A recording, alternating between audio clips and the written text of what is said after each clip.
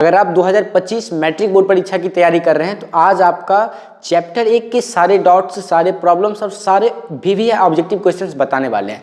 तो प्लीज़ आप लोग इस वीडियो को शुरू से लेकर अंत तक जरूर देखिएगा। और हाँ, आपको मैं गारंटी देता हूँ, अगर आप इस वीडियो को पूरा देख लेंगे तो हर एक ऑब्जेक्टिव क्वेश्चन आप बनाना सीख जाएंगे। और चैप्टर 1 से जितने भी ऑब्जेक्टिव क्वेश्चन आपके बोर्ड परीक्षा में पूछे जाएंगे, हर एक क्वेश्चन को आप बहुत ही बेहतरीन तरीका से बना पाएंगे। तो आज का यह क्लास बहुत ही ज़्यादा इंपॉर्टेंट होने वाला है आप सभी 10th वाले विद्यार्थियों के लिए। बेस्ट एक्सप्लेनेशन के साथ सभी क्वेश्चन को बहुत ही अच्छा से आपको समझाएंगे। तो प्लीज़ आप लोग इस वीडियो को पूरा ज़रूर देखिएगा। और हाँ, अगर आप चैनल पर नए हैं तो हमारे इस चैनल को सब्सक्राइब जरूर कर लीजिएगा। और प्रत्येक दिन लाइव क्लास शाम 7 PM को होता है, तो उसमें ज्वाइन करना नहीं भूलिएगा। तो आइए बिना किसी देरी के आज के इस लाइव सेशन को स्टार्ट करते हैं। फर्स्ट नंबर क्वेश्चन आपके सामने स्क्रीन पर है, बहुत ही सिंपल सा। यदि दो संख्याओं का गुणनफल 2166 है तो उनका मौसा 19 है, तो उसका एलसीएम क्या होगा? तो डायरेक्ट एलसीएम बराबर क्या हो जाएगा? दोनों संख्या का गुणनफल, ओके, अब बट्टा में क्या? एचसीएफ। सिंपल, एचसीएफ 19 है, दोनों संख्याओं का गुणनफल बट्टा में एचसीएफ, इससे इसमें भाग लगा देगा और आपका आंसर आ जाएगा। 19 से काटेंगे, 19 से कम 19, 2 6, 19 का 19, ठीक ना, और 7 19 चौका 76, तो 114 बार में कटेगा। तो इसका एलसीएम कितना हो जाएगा? 114। मात्र 1 सेकंड में इसको सॉल्व कर देना। कैसे? दोनों संख्या के गुणनफल में एचसीएफ से भाग दे देंगे, आपका एलसीएम निकल जाएगा। बस ऐसे इसको सॉल्व करना है। तो ऑप्शन बी करेक्ट। नेक्स्ट पर चलेंगे। दो अभाज्य संख्याओं का एचसीएफ कितना होता है? तो दो अभाज्य संख्याओं का एचसीएफ 1 होता है। कैसे होता है तो जान लीजिए। मान लीजिए एक संख्या हमने 13 ले लिया और एक संख्या 19 ले लिया, ये दोनों अभाज्य संख्या है, ओके। तो इसको क्या लिखेंगे? 13 को 1 गुने 13 और 19 को क्या लिखेंगे? 1 गुने 19। तो इस दोनों में अगर एचसीएफ की बात करें तो एचसीएफ क्या होगा? 1 होगा। तो आपको याद रखना है सिंपल सा कि दो अभाज्य संख्याओं का एचसीएफ हमेशा 1। तो ऑप्शन नंबर ए इसका करेक्ट आंसर। नेक्स्ट पर चलेंगे। दो अंकों की कितनी संख्याएं हैं जो 3 से विभाज्य है? यह ऑब्जेक्टिव क्वेश्चन 5 चैप्टर से लिया गया है, मतलब 5 चैप्टर से आ गया, तो कोई दिक्कत नहीं, इसको सॉल्व कर देंगे। देखिए, 2 अंक की संख्या 10 से शुरू होता है, लेकिन 3 से भाग लगने वाली संख्या 12 हो जाएगा, फिर 15 हो जाएगा और इसी तरह से चलता रहेगा और लास्ट में 99 आएगा, ठीक है। तो इसमें आपको बताना है कितनी संख्याएं 3 से विभाज्य है। सिंपल सा, प्रथम पद 12 और अंतिम पद कितना हो गया? an बराबर 99। तो यहाँ से n का वैल्यू सिंपल सा निकाल देंगे। an बराबर होता है a, तो a का मान 12 प्लस में n माइनस 1 इंटू में सार्वंतर कितना हो जाएगा? 3 और बराबर में 99, ठीक। तो n माइनस 1 इंटू में 3, समझ गए ना बात को। और 99 में से 12 को घटाएंगे तो 9 में से 2 गया 7 और 8। तो यहाँ पर देखिए n माइनस 1 बराबर में 87 को जब 3 से काटेंगे तो 29 तिया 87, तो बराबर में 29। और n बराबर कितना? 29 माइनस 1 हो गया प्लस 1, तो n का वैल्यू 30 हो गया। सिंपल सा, मतलब 2 अंकों की 30 ऐसी संख्या है जो 3 से विभाज्य हो जाएंगे। तो ऑप्शन नंबर सी इसका करेक्ट आंसर हो जाएगा। कुछ नहीं करना था। 2 अंक की संख्या 10 से शुरू होता है, तो 10 3 से विभाज्य नहीं, 11 3 से विभाज्य नहीं, 12 3 से विभाज्य होगा। तो यहाँ से हमारा एपी स्टार्ट होगा और लास्ट में 99 है जो 3 से विभाज्य होगा। तो यहाँ से प्रथम पद अंतिम पद हो गया। तो अंतिम पद an बराबर formula a plus n minus 1 into में टी। तो यहाँ से n का वैल्यू निकाल लेंगे और आप याद भी रख सकते हैं। Option C correct. अगला क्वेश्चन, 5005 के कितने अभाज्य गुणनखंड हैं? अभाज्य गुणनखंड कितने हैं? तो 5005 का हम क्या कर देंगे? एलसीएम निकाल देंगे। कितना से लगाएंगे? 5 से, तो 5 से 5 0 0 1, फिर कितना से लगाएंगे? 7 से लगेगा, 7 चौका 28, 2 7 से लगाएंगे, 7 3 0, 7 चौका 28, 2 7 21, और फिर 11 से लगाएंगे तो 11 का 11, 3 11 33। तो 5005 का गुणनखंड कितना हो जाएगा? 4। कितना हो जाएगा? 4। तो ऑप्शन नंबर देखिए, सिंपल सा, कुछ नहीं करना था आपको। क्या करना था? 5005 का एलसीएम निकाल दिए, ठीक है। 5 से लगाएंगे तो 1001 आएगा, फिर 7 से लगाएंगे तो 143, फिर 11 से लगाएंगे तो 13। तो 5 गुने 7 गुने 11 गुने 13, तो यह 4 संख्या। तो ऑप्शन नंबर डी 04 दिया गया है, तो ये 4 हो गया। तो कितने अभाज्य गुणनखंड है? 4। नेक्स्ट क्वेश्चन देखिए, यदि a बराबर दिया गया है ये संख्या, ठीक, और b बराबर ये संख्या दिया गया है, तब a और b का एलसीएम क्या होगा? 2 संख्या दिया गया है, उसका एलसीएम बताना है। तो देखिए एलसीएम कैसे पता करेंगे? एलसीएम सबसे पहले देखेंगे जो कॉमन है, ठीक ना, तो उसमें बड़ी संख्या को लेना है। 2 का पावर 3 इसमें भी और इसमें भी, तो 2 का पावर 3 इसमें और इसमें 2 का पावर 4, तो बड़ी वाले संख्या को लेंगे 2 का पावर 4, और 5 एक इसमें भी है और एक इसमें भी, तो 1 5 हो जाएगा। फिर इंटू में 7 इसमें है बट इसमें नहीं तो इसको भी लिख लेंगे, 3 इसमें है इसमें नहीं तो इसको भी लिख देंगे और सिंपल सा गुना कर देंगे। कितना हो जाएगा 2 का पावर 4 तो 2 दूना 4, 4 दूना 8, 8 दूना 16, फिर 16 पंचे 80 तिया 240 और 240 को गुना करेंगे तो 24 सत्ते 168 मतलब 1680। इसका एलसीएम कितना हो जाएगा 1680, तो ऑप्शन नंबर बी करेक्ट। समझ गए ना, एलसीएम बिल्कुल सिंपल सा प्रोसेस, ऐसे सॉल्व कर देना है, ठीक ना। आज के इस वीडियो में चैप्टर 1 के सभी मोस्ट इंपोर्टेंट ऑब्जेक्टिव क्वेश्चन को बता देने वाले हैं, तो आप लोगों को इस वीडियो को पूरा देख करके चैप्टर 1 के सारे ऑब्जेक्टिव क्वेश्चन को एकदम कंप्लीट कर लेना है। और हाँ, यह सेशन पूरा चलेगा, मतलब 15 के 15 चैप्टर का most important objective subjective question आएंगे। तो आप लोगों को हमारे चैनल को सब्सक्राइब करके यहाँ पर आपको ज्वाइन जरूर हो जाना है।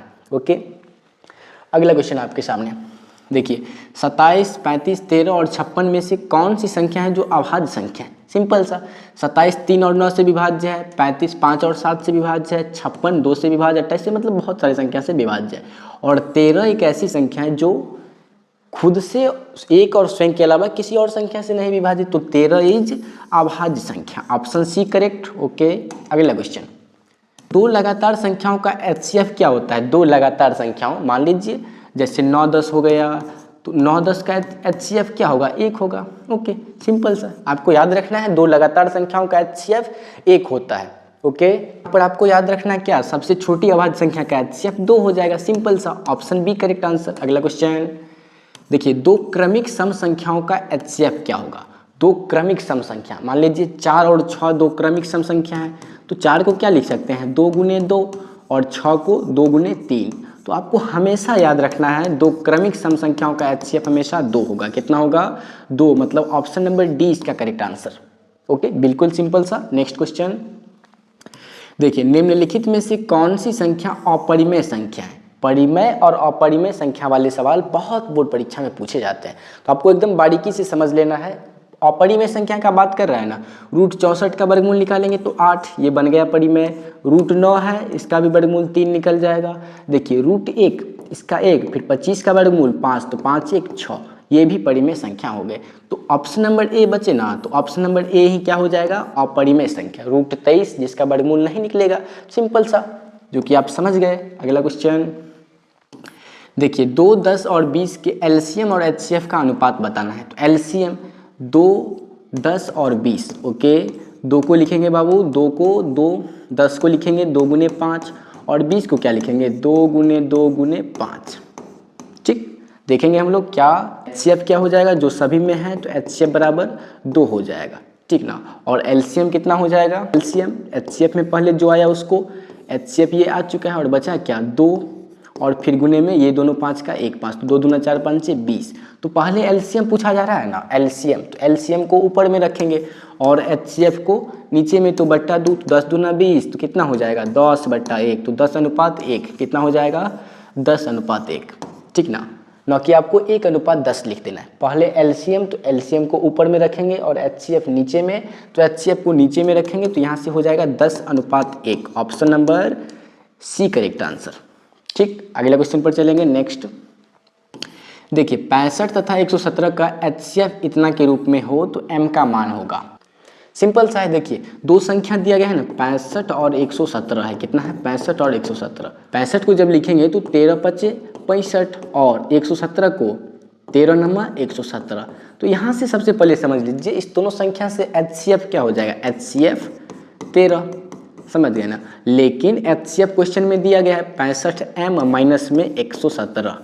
ओके, अब बराबर में लिखेंगे हम लोग 13, समझ गए ना। एचसीएफ क्वेश्चन में दिया गया था और इस दोनों संख्या से एचसीएफ प्राप्त करने पर 13। अब यहाँ से सिंपल m का वैल्यू निकाल देंगे, तो 65m बराबर होगा कितना 13 माइनस हो जाएगा प्लस 117। ओके, तो m का वैल्यू बाबू यहाँ से 7 3 10 1 1 2 1 3 और 1, तो 65 बट्टा 130 बट्टा 65, तो 65 दूना 130, तो m का वैल्यू बाबू कितना हो जाएगा 2। ऑप्शन नंबर बी हो जाएगा, समझ गए ना। बिल्कुल सिंपल सा क्वेश्चन था, एकदम इजी सा, जिसको आपको इस तरह से सॉल्व कर लेना है मात्र 2 सेकेंड में। ओके, समझने में कोई परेशानी, ठीक। तो अगर आप लोगों को वीडियो अच्छा लग रहा हो तो प्लीज़ अपने दोस्तों में शेयर जरूर करेंगे, ठीक ना। और इस वीडियो को लाइक करके। नंबर 13 है बाबू, 144 के अभाज्य गुणनखंड में 2 का घातांक बताना है। सिंपल सा, 144 का क्या करेंगे एलसीएम निकाल देंगे। 2 से 72 दूना 144, फिर 2 से लगाएंगे 36, 2 से 18 और 2 से 9, 2 का घातांक पूछा जा रहा है तो यहाँ से अपना बनाना सॉल्व छोड़ देंगे। 2 2 2 तो 4 बार 2 आया ना, तो इसका correct answer B number option, बस ठीक है। 2 का घात 4, ऑप्शन बी करेक्ट। अगला क्वेश्चन, निम्नलिखित में से कौन सा संख्या परिमेय संख्या है? बाबू बताना है आपको निम्नलिखित में से कौन परिमेय संख्या है। √32 का परफेक्ट स्क्वायर निकलेगा? नहीं, ये भी नहीं हो जाएगा, ये भी नहीं होगा, ठीक है। √5 अपरिमेय और 5 परिमेय, तो परिमेय अपरिमेय मिलके अपरिमेय ही हो जाता है। ऑप्शन नंबर सी की बात करें बाबू, ध्यान देंगे आप लोग, √1 का स्क्वायर वर्गमूल 1 हो जाएगा और 144 का वर्गमूल 12, तो 1/12 हमारे पास क्या आ चुका है? परिमेय संख्या। तो ऑप्शन सी परिमेय संख्या हो जाएगा। अगला क्वेश्चन, निम्नलिखित संख्याओं में से अभाज्य संख्या का चयन करिए। मतलब इसमें से बताना है आपको कौन अभाज्य संख्या है। बिल्कुल सिंपल सा क्वेश्चन, आपको अच्छे से समझ लेना है। इस टाइप के क्वेश्चन परीक्षा में बहुत बार पूछे जाते हैं। 15 भाज्य संख्या, 39 भाज्य संख्या, 33 भाज्य संख्या, और ऑप्शन नंबर डी बात करें 29 अभाज्य संख्या हो जाएगा। ऑप्शन डी इज अभाज्य संख्या। ओके, अगला क्वेश्चन देखिए, यदि a और b अभाज्य संख्या है तो a और b का एलसीएम होगा। एलसीएम दोनों संख्या को गुना कर देंगे, a गुने b तो a b हो जाएगा, समझ गए ना। तो a और b का एलसीएम बाबू a b हो जाएगा। ऑप्शन नंबर सी करेक्ट, ध्यान देंगे। अगला क्वेश्चन, 45 और 60 का आपको HCF बताना है। HCF क्या हो जाएगा? तो यहाँ पर ध्यान देंगे आप लोग, क्या 45 को लिखेंगे 3 गुने 3 गुने में 5, ठीक, और दूना 4 तिया 12 पंचे 60, 60 को ये लिख दिए। HCF निकालना है, बिल्कुल सिंपल सा, जो दोनों में होगा यहाँ पर दिखाई दे रहा है, 3 दोनों में है लिख दिए, 5 दोनों में है हो गया, 3 5 15। ऑप्शन नंबर बी HCF कितना हो जाएगा? HCF बराबर 15 हो जाएगा। बिल्कुल सिंपल था क्वेश्चन, एक चैप्टर से यही बउआ वाला सवाल कोई परीक्षा में पूछा जाता है। तो उम्मीद करता हूँ आप अगर इस वीडियो को देख लेंगे तो एक चैप्टर के सभी ऑब्जेक्टिव क्वेश्चन का बहुत ही जल्दी बना देंगे, एकदम परीक्षा में सबसे पहले। एक अशून्य परिमेय तथा अपरिमेय संख्या का गुणनफल क्या होगा? एक अशून्य मतलब मान लीजिए 2 3 4 5 कोई भी संख्या हो सकता है लेकिन 0 नहीं होगा, ओके। और अपरिमेय संख्या का गुणनफल क्या होगा? तो एक परिमेय तथा एक अपरिमेय संख्या का गुणनफल हो, भागफल हो, योगफल हो या फिर अंतर हो, सभी क्या होता है? अपरिमेय संख्या होता है। आपको भली भांति पता है, तो इसका करेक्ट आंसर हो जाएगा हमेशा अपरिमेय। Option number B is correct answer, ठीक है। अगला क्वेश्चन पर चलिए बाबू, आपसे पूछा जा रहा है निम्न में से कौन अभाज्य संख्या है? अभाज्य संख्या वही सा 41 क्या है? अभाज्य संख्या है, जिसमें एक और स्वयं के अलावा किसी और संख्या से भाग नहीं लगेगा। तो ऑप्शन एक सी मतलब 41 अभाज्य संख्या। निम्नलिखित में से किसका दशमलव प्रसार अशांत है? अशांत बता, हर के अभाज्य गुणनखंड में 2 और 5 के अलावा कोई और संख्या आ जाए तो वह अशांत हो जाता है। 50 में 2 और 5 ही आएगा, 1600 भी मतलब 25/1600 ये भी हो जाएगा शांत। ऑप्शन नंबर सी की अगर बात करें तो 243 में बाबू क्या हो जाएगा? सिर्फ 3 ही आएगा। निम्नलिखित में से कौन सी संख्या विजातीय है? विजातीय का मतलब क्या? इसमें से 3 ऐसे ऑप्शन होंगे जो एक जाति का, एक कैटेगरी का आदमी होगा, और एक विजातीय मतलब सबसे अलग हुआ। 2/3 परिमेय है, 7/3 परिमेय है, और √25/49 की बात करें तो 5/7 ये भी परिमेय। और ऑप्शन नंबर ए, तो ऑप्शन नंबर √11 तो यह हो जाएगा अपरिमेय संख्या। तो विजातीय की बात करें तो ऑप्शन ए करेक्ट। अगला, यदि दो संख्याओं का गुणनफल 8670 है और इसका HCF 17 है तो LCM, सिंपल सा, दोनों संख्या के गुणनफल में बाबू HCF से भाग दे देंगे। 8670 में 17 से जब भाग करेंगे तो कितना आएगा? 17 × 5 = 85 और 110 510 आएगा। Option number A correct answer हो जाएगा, सिंपल सा। अगला क्वेश्चन देखिए, 6, 8 और 22 का LCM आपको बताना है और LCM और HCF का अनुपात। 6 दिया गया है जिसको लिखेंगे 2 गुने 3, 8 दिया गया है जिसको लिखेंगे 2 गुने 2 गुने 2, ओके, और 22 दिया गया है, 22 को लिखेंगे 2 गुने 11, ठीक। तो HCF क्या होगा? जो तीनों में कॉमन हो, तो HCF हो गया हमारा 2 हो गया, कितना हो गया? 2। और LCM कितना होगा? LCM जो कॉमन आया HCF उसको पहले लिख लेंगे, बाद में जो एक्स्ट्रा नंबर मतलब ऊपर में 3 फिर इसमें 2 2 और इसमें 11 है, ठीक। तो पहले LCM पूछा जा रहा है तो HCF को नीचे में, तो LCM 2 × 3 = 6 × 2 = 12 × 2 = 24 × 11, 24 गुने 11 बट्टा में HCF कितना आया 2, 2 से काटेंगे तो 12, 12 11 132, कितना आएगा 12 11 132 बट्टा 1, इसको अनुपात में लिखेंगे तो 132:1। ऑप्शन नंबर डी इसका करेक्ट आंसर हो जाएगा। ठीक है, अगला क्वेश्चन देखिए, 96 का अभाज्य गुणनखंड ज्ञात करें। 96 का अभाज्य गुणनखंड ज्ञात करना है बाबू। देखेंगे 96 का 2 से लगाएंगे 48, 2 से 24, 2 से लगाएंगे 12 हो जाएगा, 2 से लगाएंगे 6 हो जाएगा और 2 से 3। तो देखिए बाबू 2 कितना बार आया है 1 2 3 4 5, 2 आया है 5 बार, मतलब 2 का पावर 5 गुने में 3 ऐसे लिखा हुआ है। ये लिखा हुआ है 2 का पावर 5 गुने में 3, तो ऑप्शन ए इसका करेक्ट आंसर हो जाएगा। ओके, अगला क्वेश्चन, 32 का अभाज्य गुणनखंड ज्ञात करें। 32 का अभाज्य गुणनखंड क्या होगा 8 दूना 16 और 16 दूना 32, मतलब 32 के अभाज्य गुणनखंड में बाबू 2 कितना होगा 5 बार, 2 का पावर 5, ये लिखा गया है ऐसे 2 का पावर 5। ठीक है, option B correct. Next question देखेंगे, 11 बट्टा 15 का दशमलव प्रसार है, तो 11 बट्टा में 15 को क्या लिखेंगे 3 गुने 5, तो शांत होने के लिए क्या, जिसके हर में केवल 2 और 5 हो वह शांत हो जाएगा, और 2 और 5 के अलावा कोई अदर संख्या आ जाए तो वह उसको क्या बना देता है अशांत बना देता है। Option A correct. अगला, 7 + 3 √2 है, तो 7 परिमेय संख्या है, 3 परिमेय संख्या, लेकिन √2 अपरिमेय संख्या बीच में आ गया तो सभी को बना देगा अपरिमेय संख्या। Option A correct answer.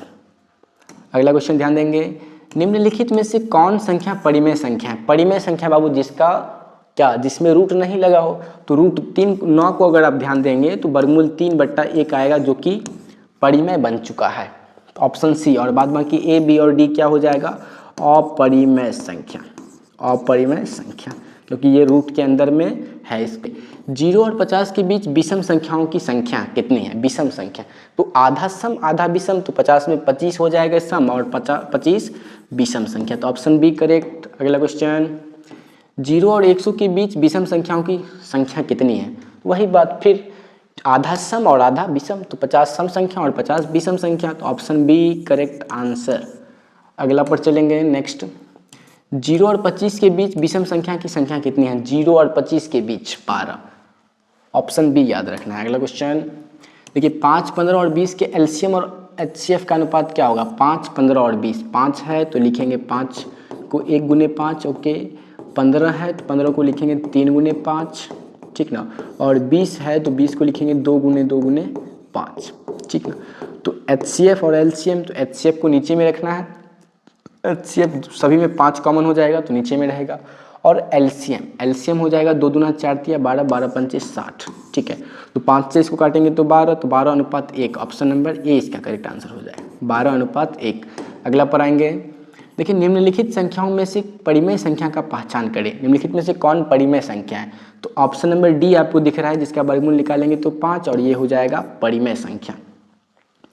अगला क्वेश्चन देखेंगे, निम्नलिखित संख्या में कौन परिमेय संख्या नहीं है, मतलब अपरिमेय संख्या है, तो आपको ऑप्शन देखते ही पता चल रहा होगा कि ऑप्शन डी है ना 2√3, जिसमें √3 का वर्गमूल नहीं निकलेगा तो ये हो जाएगा परिमेय संख्या नहीं, मतलब अपरिमेय, ऑप्शन डी। अगला देखिए, निम्नलिखित संख्या में कौन परिमेय संख्या नहीं है, परिमेय संख्या कौन नहीं है बताएंगे। इसका वर्गमूल निकालेंगे 25 परिमेय हो गया, 225 का वर्गमूल निकालेंगे 15 परिमेय हो गया, और 81 का वर्गमूल निकालेंगे तो 9, ये परिमेय, ऑप्शन डी बचा ना, यही हो जाएगा परिमेय संख्या नहीं, मतलब अपरिमेय है। ये तीनों ए बी और सी परिमेय बन चुके हैं और ऑप्शन डी अपरिमेय है। अगला क्वेश्चन, दो संख्या a और 18 का एलसीएम 36 है तथा एचसीएफ 2 है तो a का मान क्या हो जाएगा। यहाँ पर फॉर्मूला होता है दो संख्याओं का गुणनफल, मतलब a गुने 18 बराबर एचसीएफ गुने एलसीएम, तो 36 गुने 2, ठीक है, तो 18 से इसको काटेंगे तो 18 दूना 36, तो a का मान कितना 4 हो जाएगा। कितना हो जाएगा 4, option number C correct answer. समझ गए ना, दोनों संख्याओं का गुणनफल बराबर एचसीएफ गुने एलसीएम। अब यहाँ से सॉल्व कर देंगे, 18 दूना 36, 2 दूना 4, तो a का वैल्यू हमारे पास कितना आएगा 4, ऑप्शन सी करेक्ट आंसर। अगला क्वेश्चन देखेंगे, साइन 90 डिग्री माइनस थीटा होता है कॉस थीटा, ठीक है, यह चैप्टर 1 में आ गया है, 8 चैप्टर का क्वेश्चन, ठीक है, कोई बात नहीं। अगला क्वेश्चन समझ लेंगे आप लोग, यदि p और q दो अभाज्य संख्या है तो उनका एचसीएफ कितना होगा। p और q दो अभाज्य, दो अभाज्य संख्या का HCF हमेशा हमने आपको बताया एक होगा, एक होगा, एक होगा। ओके, किसी पूर्णांक m के लिए सम संख्या का रूप है, तो सम संख्या का रूप क्या हो जाएगा? 2m हो जाएगा। क्या हो जाएगा? 2m। अगला क्वेश्चन देखिए, निम्नलिखित में से कौन सी संख्या परिमेय संख्या है? तो बाबू आपको ध्यान रखना है, परिमेय संख्या पूछा जा रहा है। √3/√2 अपरिमेय संख्या है, √21/√35 अपरिमेय। यहाँ पर 64 का वर्गमूल 8 और 81 का वर्गमूल इंटू है, ठीक है, 9। तो ये हो जाएगा परिमेय संख्या, ऑप्शन नंबर बी करेक्ट।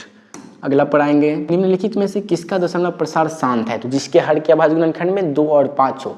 देखिए 13 है, इसमें 2 और 5 कहीं नहीं आएगा, ये अपरिमेय, ये भी अपरिमेय और ये भी अपरिमेय। 14 की बात करें तो 2 और 7 है, तो 2 और 5 केवल होना चाहिए, ठीक है। इसके अलावा अगर कोई भी संख्या हर में, ठीक है, भिन्न के हर में 2 और 5 के अलावा और कोई भी संख्या आ जाए तो वह अशांत हो जाएगा। केवल और केवल 2 और 5 होना चाहिए। यहाँ पर अगर बात करें 3/8 तो 2 का पावर 3, 5 का पावर 0 अपना मन से लिख सकते हैं, क्योंकि किसी भी संख्या का पावर 0 1 होता है, ठीक। तो यह बन जाएगा शांत, ऑप्शन नंबर डी हो जाएगा क्या? शांत। समझ रहे ना बात? केवल 2 भी रहेगा तो वह शांत होगा और केवल 5 भी हर में रहेगा तो वह शांत हो जाएगा, ठीक है। अगला क्वेश्चन पढ़ाएंगे हम लोग नेक्स्ट। देखिए 6/7 का दशमलव प्रसार 7 में 2 और 5 आएगा कभी नहीं, तो यह हो जाएगा अशांत, ऑप्शन ए करेक्ट। अगला क्वेश्चन 6/15 का दशमलव प्रसार देखेंगे बाबू, एक बार ध्यान देंगे। 6/15 अगर 3 से अगर हम इसको काटेंगे, 3 दूना 6, 3 5 15, 2/5 और गुने में 2 का पावर 0 लिख सकते हैं, तो यह क्या हो जाएगा? शांत हो जाएगा। क्या हो जाएगा? शांत, ऑप्शन नंबर ए करेक्ट।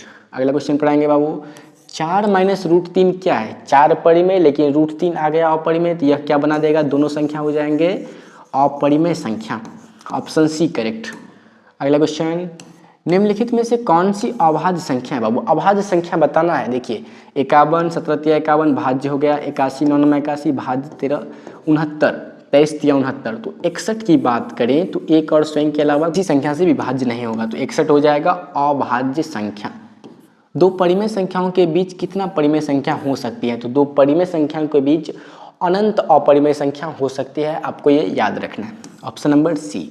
अनंत परिमेय संख्या हो सकती है। क्या हो सकती है? अनंत परिमेय संख्या। ओके, अगला क्वेश्चन, 11/15 का दशमलव प्रसार होगा, तो बाबू आपको ध्यान रखना है क्या? 11/15, 15 को क्या लिखेंगे? 3 गुने 5, तो यहाँ पर 2 है नहीं है, 2 हम लिख भी दे अगर 2 का पावर 0, तो यह क्या होगा? 3 एक बीच में खड़ा हो गया, मतलब आ गया, तो यह अशांत हो जाएगा। केवल 2 और 5 होना चाहिए, ये आपको अच्छे से समझ लेना है, तो अशांत हो जाएगा। नेक्स्ट क्वेश्चन, निम्नलिखित में से कौन अपरिमेय संख्या है? तो अपरिमेय संख्या बाबू कौन? 0 1 और √1 ये परिमेय, और ऑप्शन नंबर डी √2 क्या हो जाएगा? √2 अपरिमेय संख्या। ओके, अगला क्वेश्चन 50 नंबर क्वेश्चन आपको बताना है, 5 √2 क्या है? एकदम सिंपल सा क्वेश्चन है। ऑप्शन ए में पूर्ण संख्या, ऑप्शन नंबर प्राकृत संख्या, ऑप्शन सी परिमेय संख्या और ऑप्शन डी है अपरिमेय संख्या। तो इसका सही आंसर आप लोगों को कमेंट बॉक्स में ज़रूर बताना है, ठीक है। इसका सही आंसर क्या बताना है बाबू? आप लोगों को कमेंट बॉक्स में ज़रूर बताना है, ठीक। आज के इस सेशन में हमने आप सभी को एक चैप्टर के संपूर्ण MVVI ऑब्जेक्टिव क्वेश्चन बता दिए हैं। तो उम्मीद करता हूं अगर आप इस वीडियो को पूरा देखे होंगे और देख लेंगे तो आपका चैप्टर 100% पूरा डॉट के साथ कंप्लीट हो जाएगा परीक्षा के दृष्टिकोण से। परीक्षा में जितने भी प्रश्न पूछे जाएंगे आप 100% उसको बहुत ही बेहतरीन तरीका से बना सकते हैं, ठीक। अगर आप चैप्टर 2, 3, 4 के इसी तरह ऑब्जेक्टिव क्वेश्चन चाहते हैं, सब्जेक्टिव क्वेश्चन चाहते हैं, तो कमेंट बॉक्स में ज़रूर बताएं। और इसी तरह के प्रत्येक दिन महत्वपूर्ण प्रश्न पढ़ने के लिए हमारे इस चैनल को, संजीव एकेडमी यूट्यूब चैनल को सब्सक्राइब जरूर करें। मिलते हैं फिर नेक्स्ट वीडियो में और भी इंपॉर्टेंट क्वेश्चन के साथ। ओके, तब तक आप लोग हंसते रहिए, मुस्कुराते रहिए और अपनी बोर्ड परीक्षा की तैयारी ज़बरदस्त तरीके से करते रहिए।